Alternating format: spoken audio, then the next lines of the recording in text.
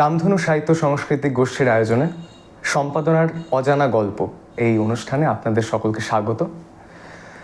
বর্তমানে সোশ্যাল মিডিয়ার দৌলতে আমরা একটি শব্দবন্ধের সাথে বিশেষ পরিচিতি লাভ করেছি, বিহাইন্ড দ্য সিনস। মূলত সমাজ মাধ্যমে বিভিন্ন জনপ্রিয় সিনেমা অর্থাৎ চলচ্চিত্রের ক্ষেত্রে এই বিহাইন্ড দ্য সিনস শব্দবন্ধটি ব্যবহার করা হয়, যেখানে ক্যামেরার পিছন দিকের গল্প অর্থাৎ বিভিন্ন দৃশ্য সৃজনের গল্প, চিত্রনাট্য রচনার গল্প ইত্যাদি তুলে ধরা হয়। এগুলি দেখে আমরা বিস্মিত হই, শিহরিত হই। আসলে জানেন তো, সব আর্ট ফর্মের ক্ষেত্রেই এরকম একটা বিহাইন্ড দ্য সিনস থাকে। স্রষ্টা অর্থাৎ পরিচালক, সম্পাদক, লেখক, প্রাবন্ধিক, গীতিকার, সুরকার, তার হাত থেকে একটি শিল্পকর্ম যখন টার্গেট অডিয়েন্সের কাছে পৌঁছয়, তার একটা নির্দিষ্ট জার্নি থাকে, একটা যাত্রাপথ থাকে। এই যাত্রাপথের আনাচে কানাচে লুকিয়ে রয়েছে অনেক অজানা গল্প। আমাদের এই প্রয়াসের উদ্দেশ্যই হলো এই অজানা গল্পগুলোকে আপনাদের সামনে তুলে ধরা। আমাদের এই ক্ষুদ্র প্রয়াসে আজ বলা যায় প্রয়াসের নৌকোয় বৈঠা হয়ে যিনি আজকে আমাদের সামনে উপস্থিত হয়েছেন, তাদের সাথে রামধনু গোষ্ঠীর সম্পর্ক বহুদিনের। আমাদের প্রথম যে সংস্করণ 2015 খ্রিস্টাব্দে বেরিয়েছিল, তার প্রচ্ছদটি এনারই আঁকা। এমনকি আজও আমরা রামধনু লেখাটির যে ফন্ট বা যে নির্দিষ্ট কাঠামো ব্যবহার করি, তার শিল্পীও ইনি। বেশ, আজ তাহলে আর দেরি না করে আপনাদের সামনে পরিচিতি করিয়ে দিচ্ছি বৈঠা পত্রিকার সম্পাদক শ্রদ্ধেয় আমিনুর রহমান মহাশয়ের সাথে। নমস্কার। প্রথমেই আমি জানতে চাইব আপনার কাছে যে এই বৈঠা পত্রিকার সূচনা লগ্নটা কীরকম ছিল? আপনার মাথায় এই লিটল ম্যাগাজিনের যে আইডিয়াটা, সেটা কিভাবে এলো এবং এটা ঠিক কতদিন আগেকার কথা? এটা 8-এর দশকের কথা, 8-এর দশকের একদম প্রথম দিকেই। ওই সময়টা আমাদের এদিকে যে শিল্প সাহিত্যের চর্চা হতো, যে সমস্ত লিটল ম্যাগে তার কাজগুলো হতো প্রেসে, সেই হাতুড়ি পেটানো প্রেস। তো আমরা দেখতাম যে ওই প্রেসে যে ধরনের সম্পাদকরা আমরা ডিমান্ড করতাম প্রেসের মালিকের কাছে, তারা সবসময় সেভাবে কোনো ছবি দেওয়া বা কোনো টাইপগুলোকে একটুখানি আমাদের মনের মতন করে দেওয়া, এগুলোতে তারা অপারগ ছিলেন। অর্থাৎ তারা নির্দিষ্ট যে ছক আছে তার বাইরে করার কিছু ছিল না। তো এটা নিয়ে আমাদের ওই সময়টায় 8-এর দশকের প্রথম দিকটাতে, দিনটাতে যে শিল্প সাহিত্যের উন্মাদনা, আমরা তখন কিশোরেরা খুব ভুগতাম এই মনকষ্টে এটা নিয়ে। তো এটা নিয়ে ভাবতে ভাবতেই তখন আমাদের বন্ধু মহলে কথা হচ্ছিল যে আসলে তো যে কোনো শিল্প সাহিত্যের যে সাধনা, এই পথটা তো ওই হাতে লেখা দেওয়াল পত্রিকা দিয়েই শুরু হয়। তা আমার বন্ধু অমিত কুমার দে, ও তখন নববল্লভ পত্রিকার সম্পাদক, ও বলল, আমিনু, তোর হাতের লেখা এত ভালো, তুই ভেবে দেখতে পারিস। তো ও বললো বটে, কিন্তু সেই চিন্তাটা আমার মাথায় ঘুরছিলই। 1985 সালে রবীন্দ্রনাথের 125তম জন্ম জয়ন্তী রাজ্য সরকারের উদ্যোগে হচ্ছে। তারই একটা competition, sub division level, district level হয়ে গেল। আমরা ডিস্ট্রিক্টে প্রথম স্থান অধিকার করে রাজ্য পর্যায়ে আমরা গেলাম। 24 পরগনা ভাটপাড়ায় প্রোগ্রামটা হলো। তারপরে ওই প্রথম কলকাতায় যাওয়া, এবং তখন কিন্তু মেট্রো রেলের খুব হাতছানি আমাদের এই উত্তরবঙ্গে। মেট্রো রেলে চড়া বা মেট্রো রেল দেখা মানে স্বর্গ হাতে পাওয়ার মতন। তো আমরা গেলাম, গিয়ে ওই ঘুরে ঘুরে এইসব দেখলাম। রবীন্দ্র সরোবরে গিয়ে প্ল্যাটফর্মে নানা রকমের রবীন্দ্রনাথের যে কাজকর্মগুলোকে, সেগুলোর উপস্থাপন দেখে তখন আমার ভেতরে একেবারে দৃঢ় হলো বিশ্বাসটা যেন আমার এবার ফিরে গিয়ে হাতে লেখা একটা কাগজ করতেই হবে। আর এই প্রেসের যে সাধ্য সামর্থ্য আছে তার প্রতি রেসপেক্ট জানিয়েই ভাবলাম যে তাহলে এইভাবেও যদি শুরু করা যায় দেখি কেমন হয়। পরীক্ষামূলকভাবে শুরুটা করলাম। অমিত বলল কটা কাগজের নাম লিখে নিয়ে আয়, কী কী করবি। তো আমি অনেক কয়টা নামের সঙ্গে বৈঠা নামটা রেখেছিলাম। এখন অমিত সেটা দেখে বলল, আমিনুর তুই এতগুলো নিয়ে এসেছিস, আমার কিন্তু ভাই বৈঠাটা পছন্দ, কারণ তুই তো ধল্লাপাড়ে থাকিস, চল বৈঠা পাওয়া শুরু হোক। আমি জানি পরে অমিতও বলেছে যে ও কখনো কল্পনা করেনি যে এভাবে কতটা আলোচনা হলো, সেটা আবার ও বছরের পর বছর চালিয়ে যাবে। এবং এখনও সেদিন ও যেমন ভাবিনি আমিও ভাবিনি, আর তারপর তো চলছেই আর কি। এভাবেই বৈঠার শুরু আর কি। বেশ, তো ওই হাতে লিখে প্রকাশের ব্যাপারটা, সেটা আপনার কতটা চ্যালেঞ্জিং বলে মনে হয়েছে শুরুর দিকে, বা আজও কতটা ঠিক চ্যালেঞ্জিং বলে মনে হয়? সে তো বটেই, এটা একটা চ্যালেঞ্জই। হাতের লেখা, যদি হাতের লেখাটা অস্পষ্ট হতো, খারাপ হতো, তাহলে হয়তো বা আমার এই সাহস বা দুঃসাহস কোনোটাই হতো না। হ্যাঁ, কারণ সেটা পাতে দিলে নেবে কেন। তো ফলে আমার ছোটোবেলার থেকে যেহেতু আর্টের একটা ঝোঁক ছিল, হাতের লেখার প্রতি, পোস্টার লেখার প্রতি একটা ন্যাক ছিল, ফলে ওই গুণটা আমার কিন্তু বৈঠার ক্ষেত্রে প্রতিফলিত হয়েছে।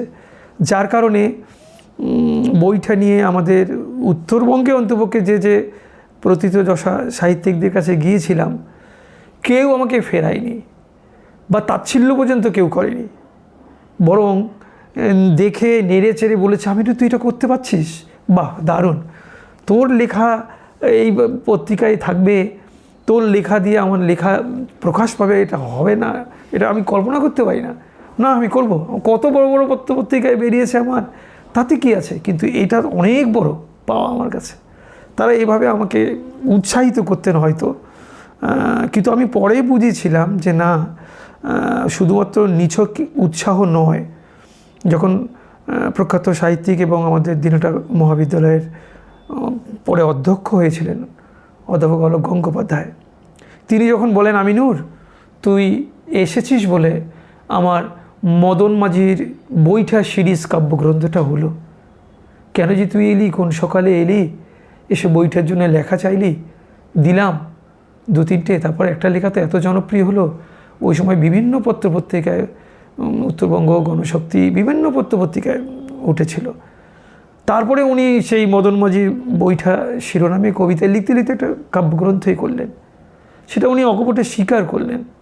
আমার কাছে আজও ভাবলে মনে হয় যে অনেক বড় বড় পুরস্কারের থেকে এই প্রাপ্তিটা অনেক অনেক বড়, যে এত বড় মাপের একজন সাহিত্যিক, একজন অধ্যাপক, খুব সামান্য হলেও তাকে স্পর্শ করতে পেরেছিলাম, বা আমার বইটা ছলাৎ ছলাৎ ঢেউ যে তার ভিতর একটু ভাঙতে পেরেছিল, সেটা ভেবে এখনও গর্ব হয়। তিনি নেই, খুব ভালো থাকুন যেখানেই থাকুন, কিন্তু তার সেই সান্নিধ্য, সেটা বইটার এখন স্লোগান হয়েছে। বইটা প্রতি সংখ্যায় সেই কথাটা রাখে তার, যে বইটা আমাকে পদ্মা ছাড়িয়ে নিয়ে যাবে আলোর সমুদ্রে। বেশ, আপনার পত্রিকার সাহিত্যিক দৃষ্টিভঙ্গি বা চেতনাগত অবস্থানটা ঠিক কী রকম, যদি কিছু উদাহরণ দিয়ে বোঝাতে পারতেন। আমাদের আসলে হয়েছে কি, ওই সময়টায় আমরা একদল কিশোর তরুণ, আমরা টকবক টকবক করে ফুটছিলাম, এবং ফোটার কারণটা হলো দিনহাটা আমাদের একদম প্রান্তিক শহর, তখন তো খুব সাদামাটা একটা শহর, খাখা করছিল দিনহাটা, চারদিকে শুধু রাস্তাঘাটগুলো চোখে পড়তো।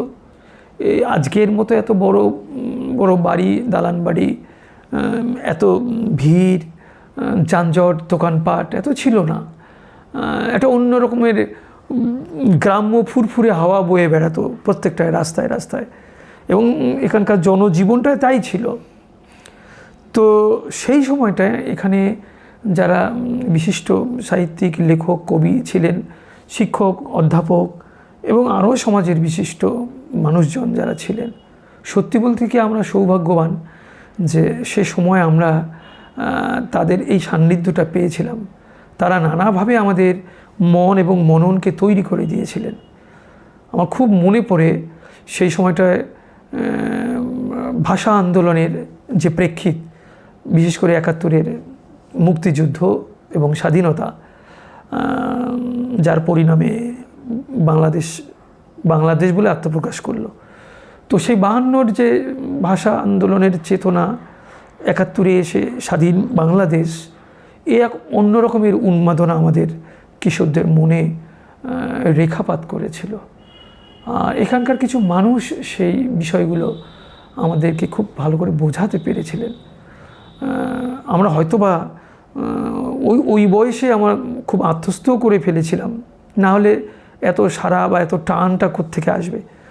ওই দৃষ্টিভঙ্গি থেকেই ভাষার প্রতি যে ভালোবাসা, যে একটা ভাষার জন্য একটা দেশ এত প্রাণ দিয়ে স্বাধীন হলো, যদিও সেটা প্রেক্ষিতটা একটু আলাদা হলেও বলতেই হয় যে রাষ্ট্র ব্যবস্থা সবসময়ই দমন পীড়নে চলে।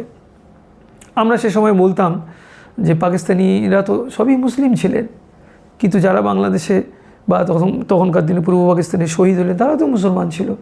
তো ওদের তো একটু কসুর করতে পারতো, মানবিক দৃষ্টিতে দেখতে পারতো, কিন্তু সেটা হয় না কখনোই। রাষ্ট্র ক্ষমতাটাই এরকমই হয়, যেটা আমাদের শিলচরে হয়েছিল। এখানেও তো যারা ১১ জন শহীদ হলেন তারা সকলেই হিন্দু ছিলেন। তো আমাদের তো এখানে রাষ্ট্রীয় ক্ষমতাটাও তো আমাদের হিন্দু অধ্যুষিত মানুষজনের হাতেই ছিল না, কোনো তো স্যাক্রিফাইস হয়নি। আসলে এই রকম একটা ভাষা চেতনা, ভাষার প্রতি যে ভালোবাসা এবং রাষ্ট্রীয় যে দমন পীড়ন, এই রাষ্ট্রীয় দমন পীড়নের কোনো দেশ হয় না। আর ভাষারও ব্যারিকেড ভাঙার কোনো দেশ হয় না। দেশে দেশেই ভাষা ব্যারিকেড ভেঙে বেরিয়ে পড়ে। ওরকম একটা চেতনাবোধ থেকেই কিন্তু আমরা এভাবে সাহিত্য চর্চাটা করতে পেরেছিলাম। আমি এজন্যই আমার সেই বিদ্বজন, বিশিষ্টজন, আমাদের সমাজের যারা বটবৃক্ষের ছায়া ছিলেন, সত্যি আজও আমি তাদের মনে প্রাণে কৃতজ্ঞতা জানাই যে তারা আমাদেরকে সেভাবে আমাদের মননটা গড়ে দিতে পেরেছিলেন। ওইটাই চেতনা, ওইটাই আদর্শ। আজও আমার বইটা ওই আদর্শেই বাইছি। বেশ, সামগ্রিকভাবে সমাজ আপনার উপর কীভাবে প্রভাব বিস্তার করেছিল সেই ব্যাপারে বললেন।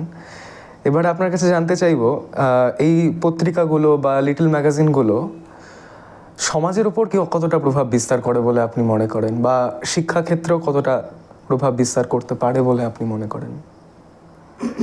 আমার খুব সুবিধা হয়েছে কি, যে হাতে লেখা পত্রিকা। আর আমি লিটল ম্যাগ আন্দোলন বলতে যেটা বোঝায়, সত্যি বলতে কি, এটা আমার বোধহয় একদিক দিয়ে হীনমন্যতা হতে পারে বা নিজেকে গুটিয়ে নেওয়াও হতে পারে। আমি না কখনোই ভাবতাম না যে আমার বইটা হাতে লেখা একটা কাগজ, এটা কি লিটল ম্যাগের পর্যায়ে পড়ে, এরকম প্রশ্ন আমার ভেতরে জাগতো। আমি খুব আড়ালে আড়ালে থাকতাম, আমার ওই কাজেই থাকতাম, সৃষ্টিতেই থাকতাম। আর সবথেকে মজার ঘটনা, যে প্রশ্নটা করেছো, মজার ঘটনা, যেহেতু হাতে লেখা একটা ফলে লেখা যে শিল্প, সেদিক থেকেও একটা বেশ রেসপন্স আমি পেতাম। অনেক ছেলে মেয়ের কাছে শুনেছি বইটা হাতে নিয়ে তারা কি সুন্দর করে আদর করছে লেখাকে, ভাবছে যে এইভাবে হাতের লেখা করব। এটা যেমন অ্যাট এ গ্ল্যান্স একটা যে হাতের লেখাকে ভালো করার একটা প্রচেষ্টা ছেলে মেয়েদের, এটা এসছিল। আর উল্টো দিকে সাহিত্যিক দৃষ্টিকোণ থেকে যদি দেখা যায়, যে কোনো লিটল ম্যাগাজিনে অনেকগুলো লেখা থাকে, অনেক লেখা থাকে, 2-4-5 পাতা তো থাকবেই। কিন্তু আমার সমস্যা হলো কি, যে সমস্যা বা আশীর্বাদ দুটোই হয়। সমস্যা হচ্ছে এটা যে বইটা যেহেতু হাতে লেখা, অনেক আমি বড় করতে পারি না, হ্যাঁ, ছোট্ট করতে হয়, যাতে ছোট্ট লেখার মধ্যেই সীমাবদ্ধ থাকা যায়। কারণ অনেকগুলো কপি করতে হতো তখন আমাকে, প্রত্যেকটা কপি হাতে লিখতাম আমি তখন, 70-80-100টা করে কপি করতাম। এসব করতে গিয়ে আমার যথেষ্ট সময় গেছে, চোখে খুব প্রেশার পড়েছে, পড়াশোনার ক্ষতি হয়েছে, বাবা মার প্রচণ্ড বকা খেয়েছি প্রথম দিকটায়। পরে যখন দেখলো যে নানান পেপার পত্রিকায় সব নিয়ে নানান আলোচনা হচ্ছে, প্রতিফলিত হচ্ছে, বইটার কথা প্রতিধ্বনিত হচ্ছে, তখন বাবা মা, না ওকে আর আটকানো যাবে না, কর, কী করিস কর, এরকম একটা ব্যাপার। তো ওই ছোট্ট মানে লিটিল ম্যাগের থেকেও আরও লিটিল, এটা ভাবতাম বলে আমি দূরে দূরে থাকতাম।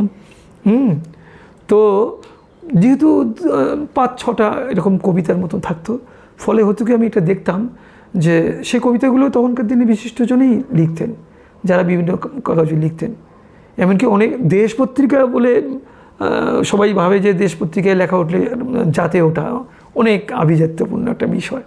দেশে লেখা কবিও হাসতে হাসতে দিতেন যে না এটা এক্সেপশন, কেন দেবো না, দেবই। তো ফলে আমি দেখতাম যে লেখকদের মধ্যেও একটা যেমন রেসপন্স পেয়েছি, পাঠকদের মধ্যেও। হ্যাঁ, পাঠক তো এরকম হাজার হাজার লাখ লাখ পাঠক হয় না, আজও হয় না, তখনও হয় না, ভবিষ্যতেও হবে না। পাঠক খুব নিবিষ্ট। তো এই সব নিবিষ্ট ঘনিষ্ঠ লোকজন যারা ছিলেন তাদের কাছে এই ফিডব্যাকটা পেতাম। আর এমনি ছেলে মেয়ে আমার বন্ধুবান্ধব কলেজের, তারা তো দারুণ। যেমন দিনাটা কলেজের কথাই বলি, আমি বাংলা নিয়ে পড়তাম বা ইংরেজি সাহিত্য নিয়ে পড়তাম। বাংলা ইংরেজি স্যারদের সঙ্গে আমার পরিচয় ছিল, বাট ইকোনমিক্স, সায়েন্স, অন্যান্য ডিপার্টমেন্টের স্যারদের সঙ্গে আমার সম্পর্কটা ভীষণ ভালো ছিল। আমি তাদের কাছে পৌঁছালাম কীভাবে? বইটা আমাকে তাদের কাছে পৌঁছে দিয়েছে, কারণ তারা নানান জনের কাছে বইটার কথাটা শুনেছে। ওই যে ছেলেটা, ওই যে হ্যাংলা ছেলেটা, ছেঁড়া প্যান্ট আসছে, জানে ওই আমিনুর, এই একটা আমি পেতাম আর কি। এটা হয়তো তাদের আশীর্বাদ। আপনার পাঠককুল মূলত কাদের নিয়ে গঠিত, কি মনে হয়? আমি তো ওইভাবে পাঠককুল নির্দিষ্ট, মোটামুটি হাতে লেখা পত্রিকা, সীমিত মাত্র পত্রিকা, সেগুলোকেই যাদের যাদের কাছে পৌঁছানো যায় দিই। কিছু কিছু প্রোগ্রাম করতাম, অনুষ্ঠান করতাম, তার মধ্য দিয়েও কিছুটা প্রচার হতো। কিছু সামাজিক কাজেও বইটা সরাসরি অংশগ্রহণ করতো। এই তো শেষ দিকে এখানে মৃদুল শ্রীমানি যখন বিলারও ছিলেন, 2010-এর পরের ঘটনা এগুলো। আমরা এখানে বিবর্তন বলে একটি পত্রিকা, বিপুল আচার্য তখন সম্পাদক ছিলেন, আমরা একসঙ্গে কোলাবোরেশনে কাজ করেছি। মানে এনজিওর নানান রকমের সামাজিক কাজের সঙ্গে আমাদের এই পত্রপত্রিকাগুলো সোশ্যাল কাজ করতো এবং সংস্কৃতির কাজ করতো। ফলে এই সমস্ত নানান দিক থেকে বইটার যে প্রচারটা এটা হতোই। কিন্তু একটা জিনিস আমি লক্ষ্য করেছি যে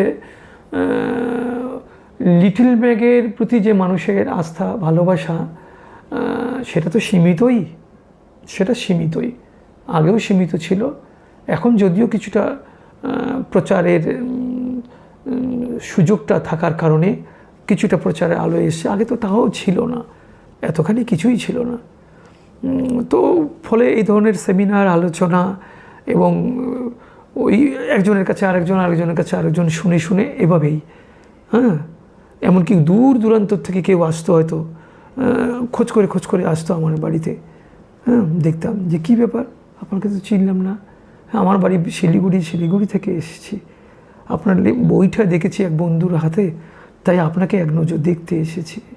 এই হ্যাঁ, অবাক হয়ে গেলাম, কোথায় বাগডোগরা সেখান থেকে এসছেন ভদ্রলোক এক নজর দেখতে।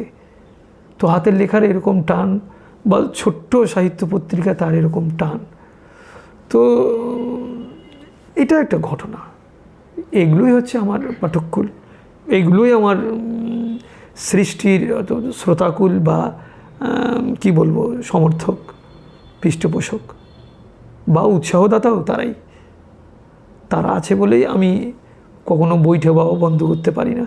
কতবার ভেবেছি ছেড়ে ছুট্টি দিয়ে যাব, আর বাইব না বইটা, না পারিনি। আবার ঘুরে ফিরে দল্লার উথাল পাথাল ঢেউ বলে নাই কেউ, হাতে লিখে নাই কেউ, তুইও যাবি, আবার শুরু করি বাবা বইটা, এই চলছে। বেশ, আপনার তো সুদীর্ঘ অভিজ্ঞতা, তো পাঠকদের রুচির মধ্যে কোনো পার্থক্য বা বিবর্তন কি লক্ষ্য করেছেন? তা তো বটেই।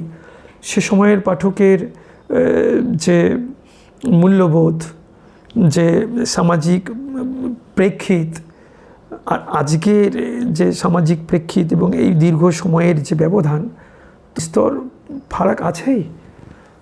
তবে একটা জিনিস কিন্তু লক্ষণীয়, ভীষণভাবে আমার মনে এটা শিহরণ জাগায়, যে সে সময়ে এত কিছু প্রাচুর্য ছিল না, বাট মনের কিন্তু একটা প্রাচুর্য কিন্তু ছিল মানুষের। আমরা ওই সময়টায় এই দিনাটার বুকে এই লিটল ম্যাক যারা করতাম তারাই শিল্প সাহিত্যে নানা অনুষ্ঠান করতাম।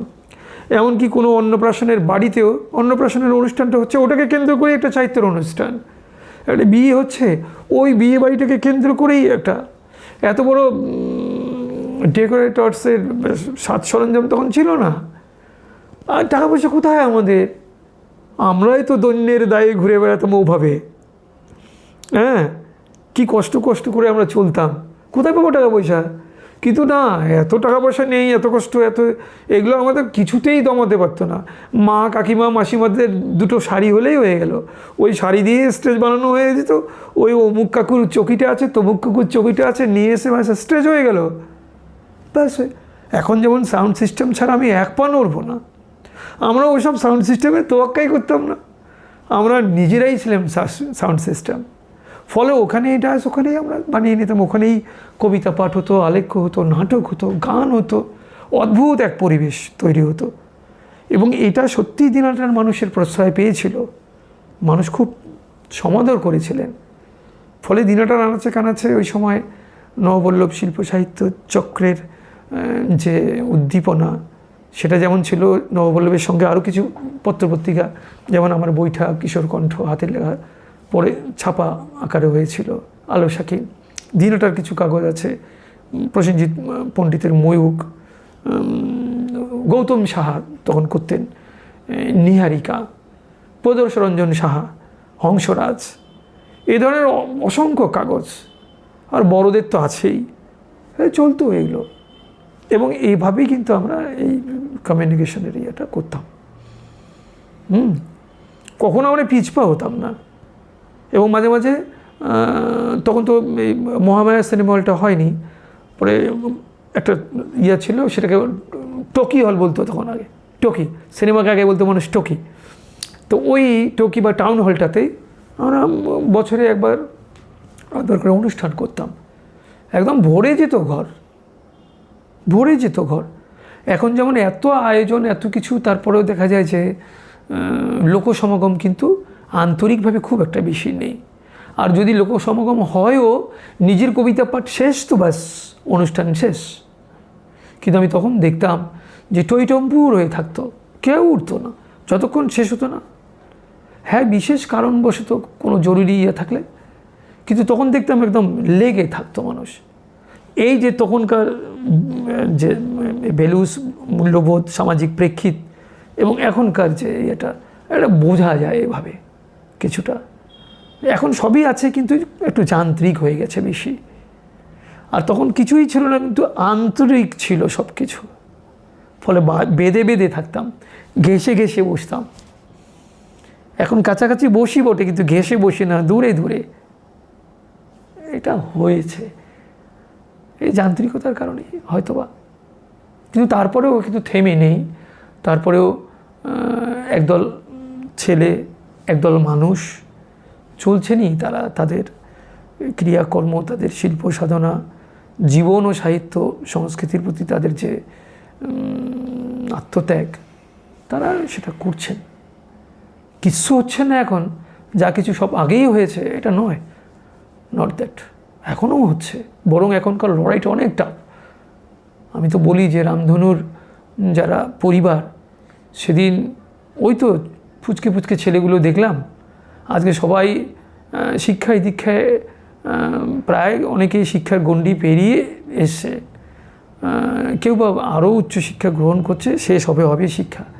কিন্তু তারা বেঁধে বেঁধে আছেন তো, থাকা যায় তো। এটাও একটা কিন্তু শিক্ষা আমাদের সমাজের কাছে। আমি জানি এটা আমাদের সমাজের আরও ভবিষ্যৎ প্রজন্মকে এটা উৎসাহিত করবে, প্রেরণা দেবে যে জীবন মানে শুধুমাত্র এটা নয়, জীবন হচ্ছে এটাই, যেটা সব কিছুকে নিয়ে চলা যায়, সমাজকে নতুন দিক দর্শন দেওয়া যায়, মানুষকে নতুন আশা দেওয়া যায়। এটা বিশ্বাস করি আমি। চলছে, আগেও হতো, এখনও হচ্ছে, ভবিষ্যতেও হবে, চলবে এভাবে। বেশ, নবাগত লেখকদের লেখনীতে কি আপনার কোনো বিশেষ উল্লেখযোগ্য কোনো বৈশিষ্ট্য এখন চোখে পড়ে যেটা হয়তো আপনার গোড়ার দিকের অভিজ্ঞতাতে ছিল না, যেটা বর্তমানে এখন দেখতে পারেন? তা তো বটেই, তা তো বটেই, তা তো বটেই। লেখার অনেক পরিবর্তন হয়েছে। এখনকার ছেলেপেলেরা আরও অনেক অনেক বেশি এই যুগের এই প্রবাহমান সময়ের সঙ্গে চলতে গিয়ে সত্যি সত্যিই তারা অনেকাংশে কিন্তু তারা নিজেদের শানিত করেছে। ফলে তাদের লেখায়, তাদের কবিতায়, গদ্যে, তাদের লেখনী শৈলীতে সত্যিই কিছু পরিবর্তন ঘটেছে এবং কিছু কিছু লিটল ম্যাগাজিনে সেই বৈশিষ্ট্যগুলো ধরাও পড়ছে। খুব ভালো, এটা আসার কথা। এখন আমরা যে সময়টায় পড়াশোনা করতাম বা আমাদের আরও যারা একটু সিনিয়র ছিলেন তারা যে সময় পড়াশোনা করতেন, সে সময়ের যে শিল্প সাহিত্য, সে সময়ের যে লেখনী শৈলী, হ্যাঁ সে তো ছিলই একটা। কিন্তু এখন এই পরিবর্তনশীল পরিস্থিতিতে গোটা বিশ্বব্যাপী এই গ্লোবালাইজেশন এর ফলে যে একটা মেচাকার অবস্থা এবং আবার ছড়িয়ে যাওয়া অবস্থা, এই দুটোর মাঝখানে পড়ে যে অভিজ্ঞতা, যে দৃষ্টিভঙ্গি, তারও অনেকখানি উন্নতি হয়েছে। এবং এই উন্নতিটাকে এখনকার প্রজন্মের ছেলেমেয়েরা ভালো কাজে লাগাচ্ছে। নাহলে ইয়াং লেখক সাদাত হোসেন কীভাবে উঠে আসে? দুই বাংলার আজকে হার্টথ্রোব এখন ইউরোপ যাচ্ছে, ইউরোপের প্রবাসী বাঙালিদের মন জয় করছে এবং হয়তোবা বলা যায় না আগামী দিনে অন্য ভাষাভাষী সাহিত্যেও তার সাহিত্য সম্ভার ট্রান্সলেটেড হয়ে মানুষের কাছে পৌঁছবে। এগুলো আমাদের বড় প্রাপ্তি, বড় প্রাপ্তি এগুলো। ফলে নতুনদের উপর তো আশা আমাদের রাখতেই হবে, ভরসা রাখতেই হবে। আচ্ছা, বর্তমানে তো ব্লগ, ফেসবুক সাহিত্য, ডিজিটাল পত্রিকা, এগুলোর একটা প্রাদুর্ভাব দেখা যাচ্ছে, তো এই বিষয়ে আপনার কি মত? এ তো হবেই, এটা তো হবেই, হবারই কথা। এক সময় ছিল ট্র্যাডিশনাল সেই প্রেসগুলো, সেই মুদ্রণ যন্ত্র হাত ধরে যে বিপ্লবটা হবার হয়ে গেছে। কিন্তু এখন এই যুগটা তো আরও বেশি গতিশীলের যুগ। ভবিষ্যতে আমি জানি না, আরও হয়তো কোনো দ্রুততম কোনো বিষয় আসতেই পারে।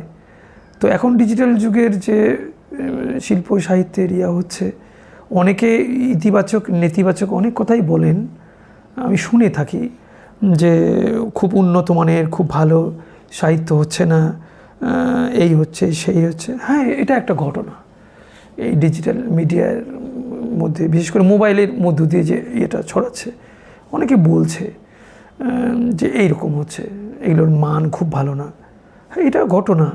যদি আমরা বহু আগের লিটল ম্যাগের কথা ভাবি বা এখনকার লিটল ম্যাগের কথাও ভাবি, সব লিটল ম্যাগ কি সত্যি সত্যি সব ভালো কাজ করছে? না। কিন্তু তো ওই ডিজিটাল মিডিয়া তো বা এই মোবাইলের যুগে, নেট দুনিয়া তো যা যা হচ্ছে সবটাই যে ভালো তা নয়, কিন্তু এর মধ্যেও অনেক ভালো ভালো কাজ হচ্ছে, অনেক ভালো ভালো কাজ হচ্ছে এবং সেটা ইন্টারন্যাশনালি খুব ভালো তার সাড়াও পড়েছে। আমরা দেখছি যে আমাদের এই প্রজন্মের অনেক ছেলেপেলে, এমনকি সেই বয়স্ক কিছু লোকজনও এর সাহায্য নিয়ে তারাও ভাইরাল হয়ে যাচ্ছে। তো ভাইরাল তো সেটাই হয় যেটা মানুষের মন ছুঁয়ে যায়, হৃদয় ছুঁয়ে যায়, সেটাই তো ভাইরাল হয়। ভালো লাগার জায়গা না থাকলে তো আর ভাইরাল হতে পারে না। ভালো লাগা হতে গেলে সেটা তো মন জয় করতে হবে, মানুষের হৃদয় স্পর্শ করতে হবে। তো ফলে হচ্ছে, ভালো জিনিসও হচ্ছে, খারাপও হচ্ছে, দুটো নিয়েই চলতে হবে। এই বেশ, সম্পাদক হিসেবে তো আপনার একটা সুদীর্ঘ যাত্রাপথ, তো এর মধ্যে কোনো স্মরণীয় ঘটনা যেটা আপনাকে অনেকদিন মনে রেখেছেন, আপনার সাথে বয়ে নিয়ে চলেছেন, সেরকম কোনো অভিজ্ঞতার কথা যদি শেয়ার করেন? হ্যাঁ, এটা ঘটনা। সম্পাদক হিসেবে প্রথম দিকে তো ওই বইটার মূল্য টুল্য লাগতাম 2 টাকা 5 টাকা, কিন্তু অনেকেই দেখতাম কি পত্রিকাটা নিয়ে না করতো কি যে আমি 2 টাকা দিতে হবে তোকে, তাই বলে হ্যাঁ এটা 2 টাকা মূল্য করা হয়েছে, 2 টাকা দিয়ে তো কী হবে? আমি দেখেছি সেদিন তারা অত 5 টাকা একটা কয়েন দিয়ে বলল, তুই একটু কিছু কাগজ কিনে নিস, তোর আর কটা বইটা হবে। কিন্তু সবাই তো আর টাকা দিয়ে নিত না। এমন অনেক ছিলেন যাদের কাছে আমি পয়সা চাইতেও পারতাম না। এখন তো আমি বইটার মূল্যটাই লিখি না। আমি এখন যেটা মনে মনে ভেবেছি, বইটা ইজ নট ফর সেল, এখন এমনি উপহার হিসেবেই দেই। এটাই ভেবেছি যে সারা জীবনের আর বাদ বাকি দিন কটা যতদিন আছি এটাকে এইভাবেই এমনি দিয়ে যাব, একটা নিখাত সাহিত্যের হিসেবে, উপহার হিসেবে এটা দিয়ে যাব। যদিও চিঠিপত্র তো উঠেই গেল, এখন সব চলছে ইয়েতে, তা হাতে লেখা যেহেতু চিঠির স্বাদটাও থাকুক আর সাহিত্যের স্বাদটাও থাকুক, এভাবেই চলছে। কিন্তু স্মরণীয় ঘটনা বলতে এগুলো যেমন স্মরণীয় ঘটনা, এখন যেমন আবার কোনো বন্ধু আবার দেখা হচ্ছে, বাসে যাচ্ছি, হ্যাঁ আমি নয় শুনতো, তুই আমার এখানে আয়, বসলাম, এই গল্প সে গল্প, বাস থেকে নামার সময় টুক করে পকেটের মধ্যে আমার হাত, হ্যাঁ কীভাবে তো হাত, কবে না ও কিছু না, তুই পরে দেখে নিস, ওই বইটাটা চালিয়ে নিবি। পরে এখন দেখলাম গিয়ে 200 টাকার একটা নোট, 500 টাকার একটা নোট, এটা দেখেছি। আবার লেখার জন্য আমি দেখেছি যে অনেক ভালো অনেক মানে গুণী মানুষ, বিখ্যাত মানুষ, তারাও আমাকে কখনো কিন্তু লেখার জন্য কোনো দিন ফেরাননি, বরং খুব আগ্রহ করে লেখা দিয়েছেন। নেগেটিভ ঘটনা আমার নেই বইটার, সত্যিই নেই, বরং পারতপক্ষে সবাই হেল্প করেছেন। ওই জন্যই আমি বলি বইটাটা আমার একার সম্পত্তি নয়। বইটার যা কিছু সাফল্য, বইটার যা কিছু ভালোবাসা, সবটা প্রাপ্য তাদের সকলের। কোথায় নারকেলডাঙ্গা, 24 পরগনা, উত্থানপদ বিজলি, কোথায় নিভাদে, দেশ পত্রিকায় চুটিয়ে লিখছেন, কিন্তু বইটার কথা শুনলে লেখাটা ঠিক পাঠিয়ে দিতেন। কমলেশ রাহা রায় আলিপুর থেকে পাঠিয়ে দিতেন। এগুলোই তো বড় প্রাপ্তি। ডক্টর আনন্দগোপাল ঘোষ, উনি উত্তরবঙ্গের ইতিহাস লিখছেন, প্রথম, দ্বিতীয়, তৃতীয় খণ্ড। ওই কী জানি কীভাবে বইটাটাও ওনাকে এভাবেই করেছে। উনিও উত্তরবঙ্গের ইতিহাসে 3য় খণ্ডে বইটাকে নিয়েই একটা লিখলেন, অর্থাৎ এভাবেই বইটা ইতিহাসে ঢুকে গেল। তো আমি বলি এটা ইতিহাসে ঢুকে গেল, বইটা নয়। বইটার সঙ্গে যারা যুক্ত আছেন, যারা লিখছেন, লেখা দিয়ে, উৎসাহ দিয়ে, আর্থিকভাবে, হার্দিকভাবে, এগুলোই তো আমার অভিজ্ঞতা, এইসবই অভিজ্ঞতা বইটার সম্পাদক হিসাবে। আচ্ছা, বর্তমানে তো আপনি নিশ্চয়ই শুনে থাকবেন কৃত্রিম বুদ্ধিমত্তার কথা, এআই এর কথা। তো দেখা যাচ্ছে যে তাকে ঠিকঠাক ইনস্ট্রাকশন দিলে বা প্রম্পট দিলে সে বেশ ভালোই নাটক, গল্প, কবিতা ইত্যাদি লিখে দিচ্ছে। তো এই বিষয়টা কি আশঙ্কাজনক বলে মনে হয়? এটা দুটো দিকই আছে। এটা যেমন একদিকে যেমন কি বলবো, মানুষের অভ্যাসকে কিছুটা বদলে দিয়ে মানুষকে কিছুটা তুখোর করছে, যান্ত্রিকের মতন করছে, এটা যেমন ঠিক, একই সঙ্গে আবার এটা মানুষের সৃজনশীলতাকেও নষ্ট করছে। হ্যাঁ, তবে আমি যেটা মনে করি, আমাদের এই আজকের আধুনিক বিশ্বে প্রশাসনিক স্তরেও নানাভাবে কাজে লাগানো হচ্ছে, গবেষকরাও এটাকে নানাভাবে কাজে লাগাবার চেষ্টা করছে। But AI is not the হৃদস্পন্দন, এটাই আমার মূল্যায়ন। এআই কত কী করবে, কত কিছু করতেই পারে, কিন্তু এটা হৃদস্পন্দন, ওই হৃদস্পন্দনটা দিতে পারবে না, যেটা সাহিত্য দেয়, যেটা সাহিত্যের জীবন বোধটা দেয়। এটা ঘটনা। তবে এআই নিশ্চয়ই অন্য অংশে আরও সমৃদ্ধতর কিছু জিনিস করছে, সেটার মূল্য আছে। হয়তো আগামী বিশ্ব এটা নিয়ে ভাববে, কিন্তু যে হৃদয়ের স্পন্দন বলতে যে জিনিসটা বুঝি, যেটাকে সাহিত্য ধারণ করে, সেটাকে কিভাবে সেই স্পন্দনটা দেবে, সেটা একটা প্রশ্ন। নানান সেমিনারে গিয়েও দেখেছি, বুঝেছি, শুনেছি, এই প্রশ্নটা আমার ভিতরেও জেগেছে, এইটুকুই আর কি। বেশ, আমরা আজকের অনুষ্ঠানের প্রায় শেষ পর্বে এসে উপনীত হলাম। তো এই বছর রামধনু গোষ্ঠী 10 বছর পূর্ণ করছে যাত্রাপথের। যদিও একটা পত্রিকার ক্ষেত্রে আপনি বুঝবেন যে এটা খুবই সামান্য একটা সময়কাল। আপনার তো প্রায় 4 দশকের অভিজ্ঞতা পত্রিকা সম্পাদনার। যদি আপনার অনুজ হিসাবে আমাদেরকে কিছু পরামর্শ দিতে চান। হ্যাঁ, 10 বছর সময়টাকে যেভাবে তুমি বললে যে অল্প সময়, কিন্তু এই 10টা বছর তো কম সময় নয়। সেকেন্ড সেকেন্ড ধরে, মিনিট মিনিট ধরে হিসেব করলে অনেকটা। এতটা পথ এ রামধনু যে পাড়ি দিয়েছে, এই জন্যে সত্যিই রামধনুকে প্রথমেই আমি অভিনন্দন, শুভেচ্ছা জানাই। কারণ আমরা যারা লিটল ম্যাক করি তারা সকলেই জানি, দুটো একটা সংখ্যা করেই আমাদের বাংলা সাহিত্যের অধিকাংশ লিটল ম্যাকগুলো একদম চির অস্তাচলে গিয়েছে, আর ঘুরে দাঁড়াতে পারেনি। আবার কিছু কিছু পত্রপত্রিকা কিছুদিন পর হয়তো ঘুরে দাঁড়িয়েছে। সেখানে রামধনু এই 10 বছর অতিক্রম করে আসছে। এটা সম্ভব হয়েছে রামধনুর একটা খুব সুন্দর টিম ওয়ার্ক আছে। আমার তো উদ্বোধন যেদিন হয় রামধনুর, আমি তো ছিলাম, দেখেছি সেদিনের সেই তরুণ কিশোর প্রজন্মকে। অন্য আর সকলে কে কি ভাবছিল আমি জানি না, বাট আমার মনে কিন্তু এটা ছিল যে এটা চলবে, এটা থাকবে। কারণ আমার ছোটোবেলাতেও তো ওই রকম একটা আবেগ থেকেই একটা হৃদস্পন্দনকে নিয়ে আজও আমি চলছি। তো আমি জানতাম যে এটা থাকবে। এই যে রকম একটা সাংগঠনিক বা একটা দলগত একটা দিয়েছে, এটা থাকবে। তো পরে দেখলাম আস্তে আস্তে আস্তে আস্তে আস্তে বেশ ভালোই। এখন তো রামধনুর দারুণ কাজ করছে। আমার যেটা রামধনুর কাছে প্রত্যাশা থাকবে সেটা হলো যে এই কাজটাকে এইভাবেই এগিয়ে নিয়ে চলুক, এবং আরও এর সঙ্গে যদি অন্য ধরনের কিছু কাজ, যেমন